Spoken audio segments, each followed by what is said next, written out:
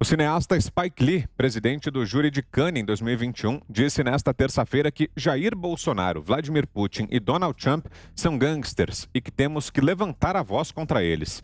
O diretor de Faça a Coisa Certa e infiltrado na clã disse na cerimônia de abertura do festival que os presidentes do Brasil e da Rússia e o ex-presidente dos Estados Unidos não têm moral ou escrúpulos.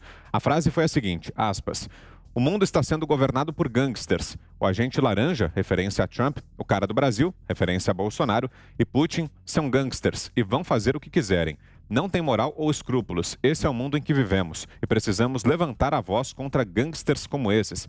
Fecho aspas. Fiuza. Olha, eu queria ouvir a Ana Paula Henkel, mas vou dizer rapidamente assim, o Spike Lee é um diretor de cinema talentoso que há muito tempo está fazendo uma forma de política muito rasa, nem o aspecto racial, onde ele já se destacou ali no esforço de liderar, né, campanhas contra o racismo, nem isso, ele virou caricato, né? Ele deixou para trás o talento dele, que poderia ser exercido também na política ou como influenciador, por que não?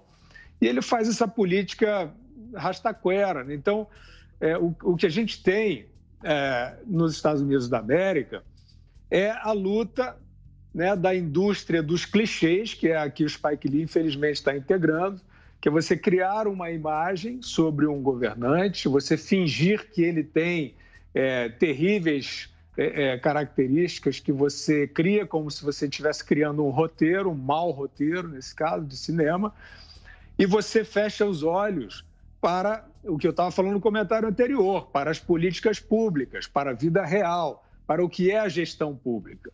O fenômeno Trump, assim como o fenômeno Bolsonaro, não são, ao contrário do que muita gente possa crer, fenômenos personalistas.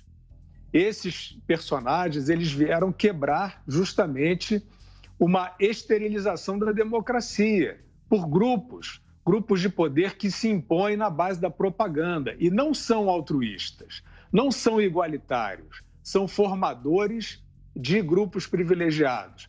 Os indicadores nos Estados Unidos, assim como no Brasil, mas vou falar dos Estados Unidos, não mostram isso que o Spike Lee alega, que é um gangster, ou as alegações anteriores de que seria um xenófobo ou um preconceituoso contra minorias. Ao contrário, os indicadores mostraram naquele período um nível de liberdade e de afluência socioeconômica muito positivos, tanto que a avaliação do governo era boa nas classes mais baixas.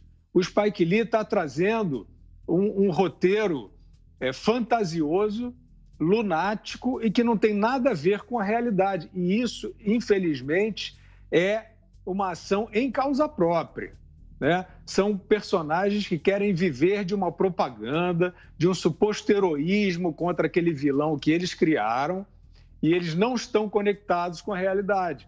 Por isso que a sociedade cada vez mais perde o respeito por esses propagadores aí de falsos apocalipses.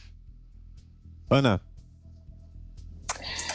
Olha, Vitor, é um assunto bastante interessante aqui, porque depois que houve aí o julgamento, né, do super mega produtor aí de cinema de Hollywood, o Harvey Weinstein, as pessoas começaram a se perguntar por que o silêncio de Hollywood durante tantos anos, durante tantas décadas, em relação ao assédio sexual, ao assédio moral às jovens atrizes de Hollywood, não apenas dos homens, mas das atrizes que hoje são endinheiradas, que desfilam aí com Armanis e vestidos de grife, estão sempre em limusines e têm suas mansões aqui nos bairros caros e chiques de Los Angeles, e elas também. Por que só agora que elas condenam, sendo que elas sabiam, porque fizeram parte dessas produções 10, 20 anos atrás? Então, é aquela coisa, né? Você tem 20 anos para tirar a mão daí. Parece que demorou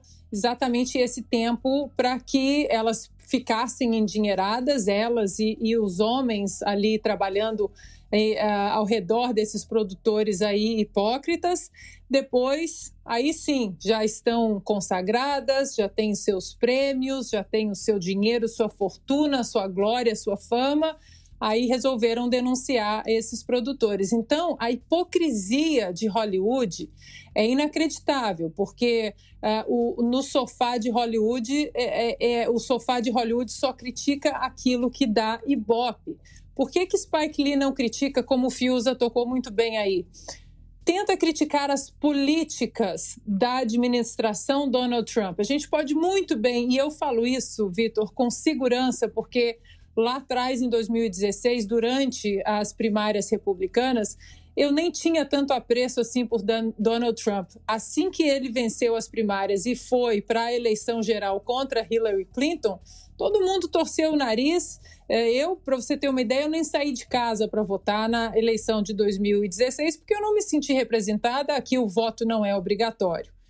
Mas os 4 anos da administração Trump foram 4 anos que entrarão para a história por causa da histeria hollywoodiana, por causa da histeria da oposição imatura, mas também por causa de boas políticas. Foram políticas que trouxeram progresso na área econômica, principalmente para as populações carentes, para as comunidades negras.